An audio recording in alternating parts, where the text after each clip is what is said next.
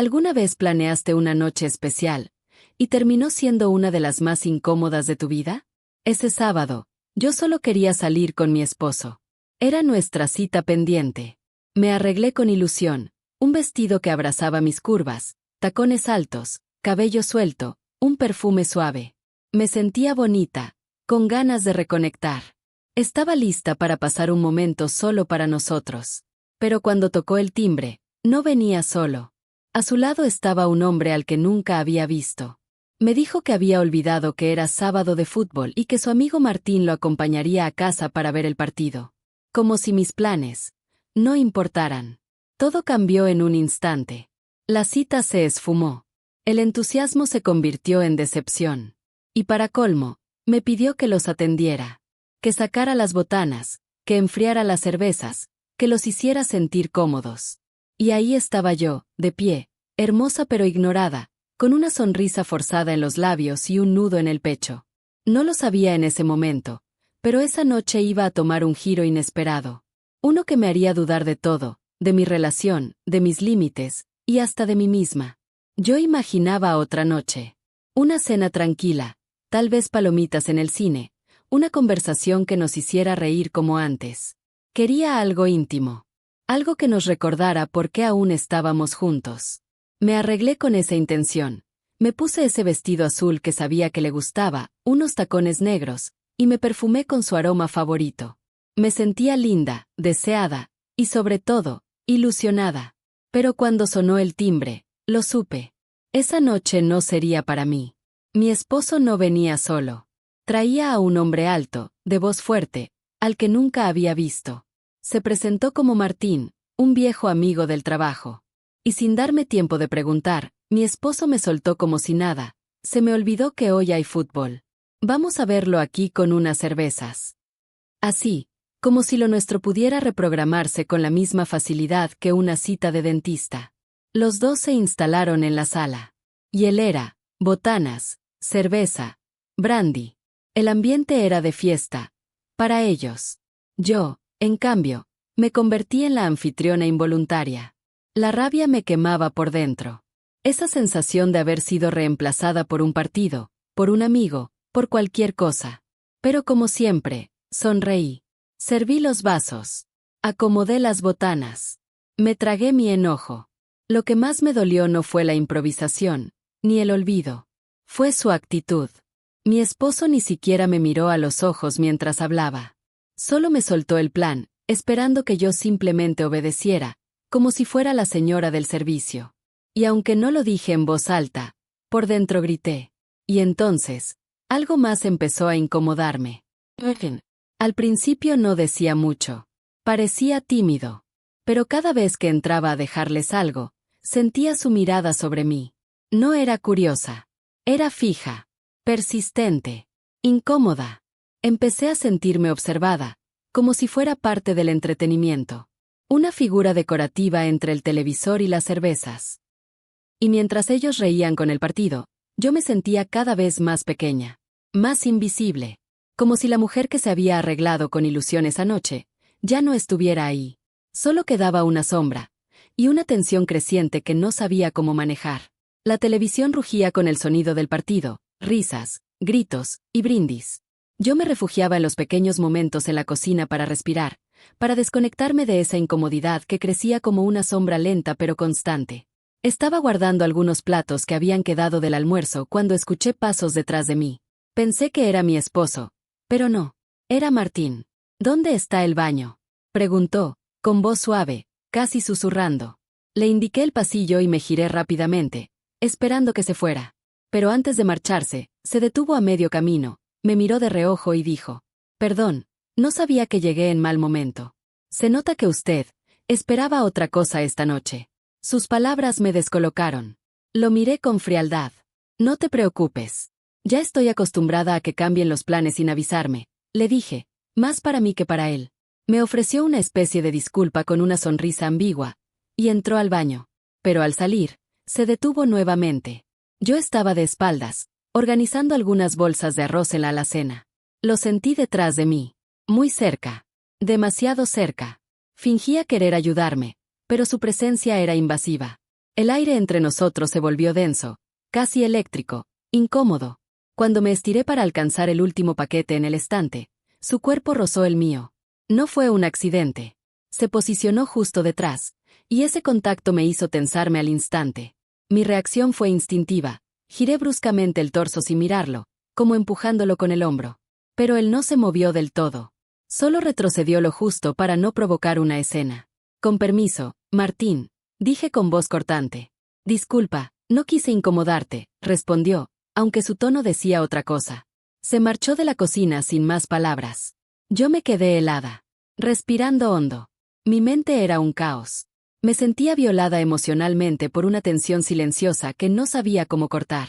Y lo más desesperante era que mi esposo, a metros de ahí, no tenía ni idea. Había algo en la forma en que ese hombre me miraba, me hablaba, me rodeaba, que me hacía sentir expuesta. Como si estuviera dentro de un juego que yo no pedí, pero que ya había comenzado. Después del partido, la casa se sumió en un silencio extraño. Uno de esos silencios que no tranquilizan, que incomodan. Las voces exaltadas se apagaron. Los vasos vacíos quedaron esparcidos sobre la mesa y mi esposo, con la cabeza ladeada, comenzó a roncar. No tardó mucho. Cayó dormido en el sofá como un tronco, completamente desconectado de todo. Lo llamé por su nombre en voz baja. Lo toqué. Nada. Ni siquiera un gruñido coherente. Solo murmuraba palabras sueltas, sin sentido. Me di cuenta de que lo había perdido por esa noche. Martín, aún sentado, me observaba en silencio. ¿Quieres que te ayude a llevarlo a la cama? Me preguntó. No quería, pero tampoco podía arrastrar ese cuerpo pesado por mi cuenta. Así que acepté, a regañadientes. Entre los dos lo llevamos a la habitación. Lo acostamos con dificultad. Ni abrió los ojos. Era como si estuviera anestesiado. Gracias, le dije, esperando que entendiera el mensaje. Esto se acabó. Es hora de irse. Pero no lo entendió. ¿Y si nos tomamos una más? Solo una cerveza más. Para cerrar la noche, dijo con una voz suave, casi seductora, como si eso fuera lo más natural del mundo. Lo miré. Estaba cansada, molesta, vulnerable, pero también confundida. Había demasiadas emociones flotando en el aire. Demasiadas cosas sin nombre. Me sentía agotada, pero no quería parecer débil. Así que me impuse a mí misma el control. Una, le dije. Solo una. Luego te vas. Volvimos al comedor. Yo, rígida. Él, relajado. Saqué 2 cervezas del refrigerador. Las abrí y le pasé una sin mirarlo. Me senté con la espalda recta, manteniendo una distancia segura. Quería que esa noche terminara rápido. Que se fuera. Pero él sabía jugar su juego. No se apresuraba. Me hablaba despacio, como si disfrutara cada palabra.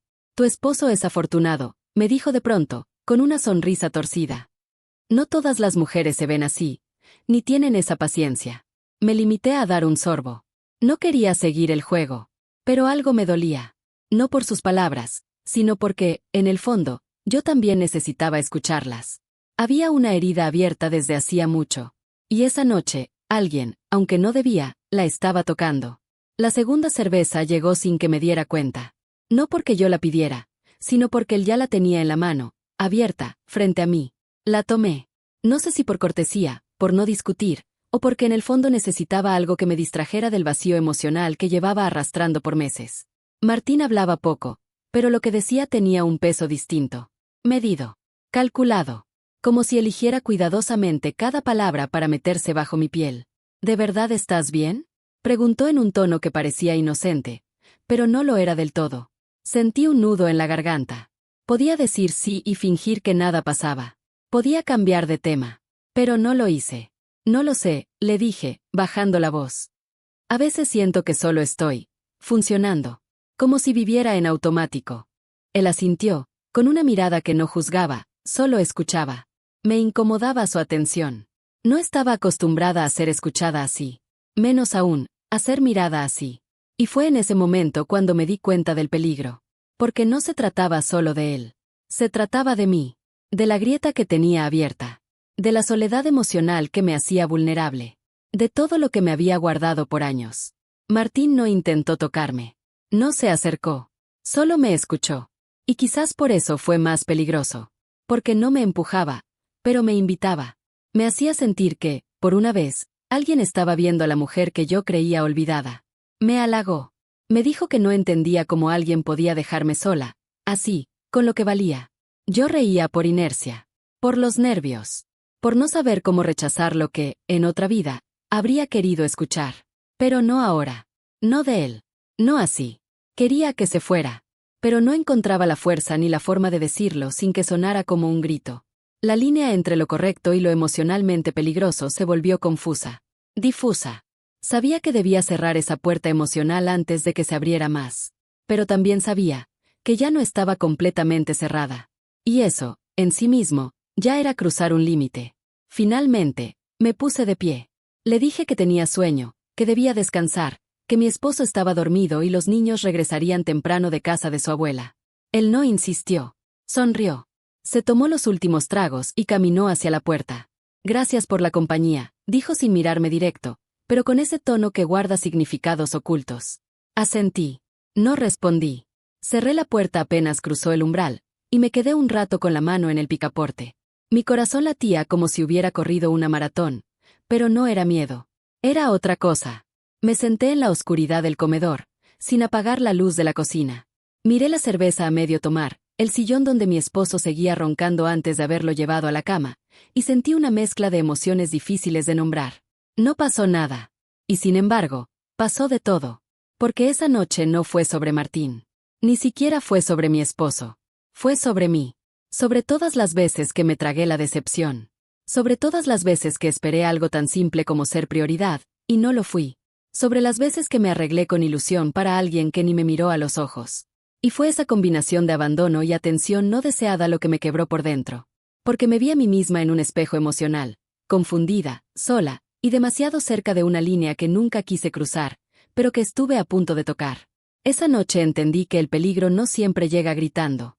A veces, se sienta contigo a tomar una cerveza. A veces, te habla con dulzura.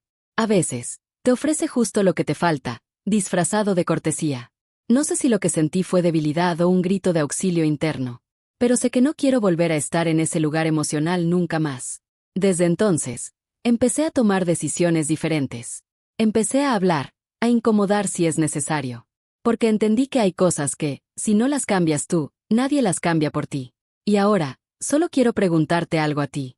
¿Tienes más historias así? Desahógate con nosotros y la compartiremos de manera anónima. Hasta la próxima.